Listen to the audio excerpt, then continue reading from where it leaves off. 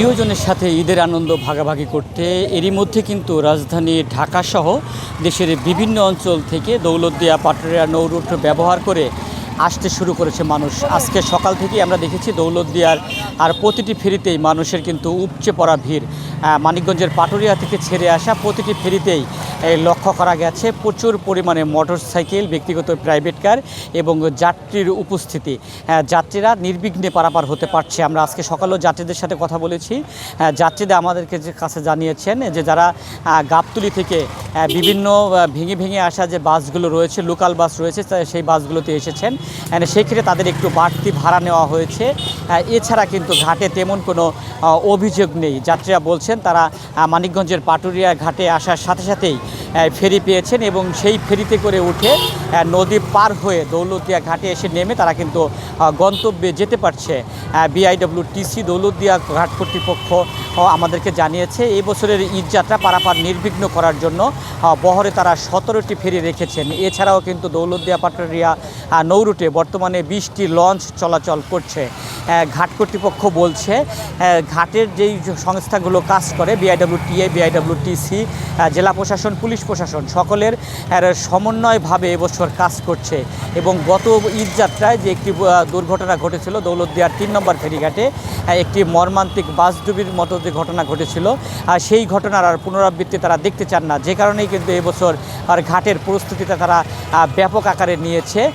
ঘাট এলাকায় আইনশৃঙ্খলা পরিস্থিতি স্বাভাবিক রাখার জন্য পর্যাপ্ত পরিমাণে পুলিশ সদস্য মোতায়েন করা হয়েছে। এছাড়াও জেলা প্রশাসনের নেতৃত্বে, যে একজন নির্বাহী ম্যাজিস্ট্রেটের নেতৃত্বে ঘাট এলাকায় ভ্রাম্যমাণ যে টিম রয়েছে, ভ্রাম্যমাণ আদালত তারা কিন্তু পরিচালনা করছেন। ঘাটে যদি কেউ বাড়তি ভাড়া নেওয়ার চেষ্টা করে সেক্ষেত্রে তাদেরকে জেল জরিমানাও দেওয়া হচ্ছে। সকলের সমন্বিত প্রচেষ্টার মাধ্যমে একটি স্বস্তির ঈদযাত্রা উপহার দিতে পারবেন বলে এমনটি কিন্তু দাবি করেছেন ঘাট কর্তৃপক্ষ। ঈদ যাত্রা শুরু হয়ে গেছে। সম্মানিত যাত্রীগণ, ঈদ পূর্ব সময়ে ঈদ উদযাপন করার জন্য ঢাকা থেকে বাড়ি করে যাচ্ছেন। বিশেষ করে গতকাল দুপুরের পর থেকেই সম্মানিত যাত্রী এবং যানবাহনের পারাপার বৃদ্ধি পেয়েছে।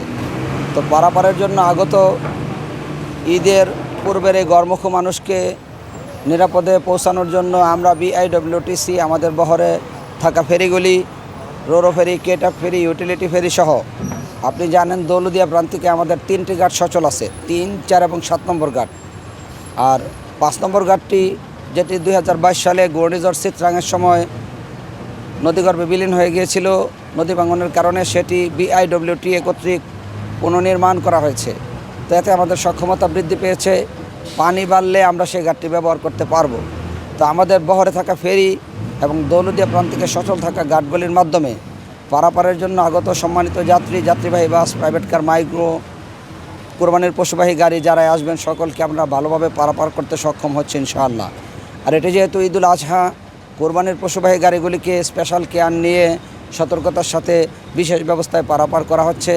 জেলা পুলিশ, হাইওয়ে পুলিশ, জেলা প্রশাসনের বিজ্ঞ ম্যাজিস্ট্রেট সহ সরকারের সকল সংস্থা কাজ করছেন। তা আমরা আশা করছি একটা ভালো ঈদ যাত্রা উপহার দিতে পারবো।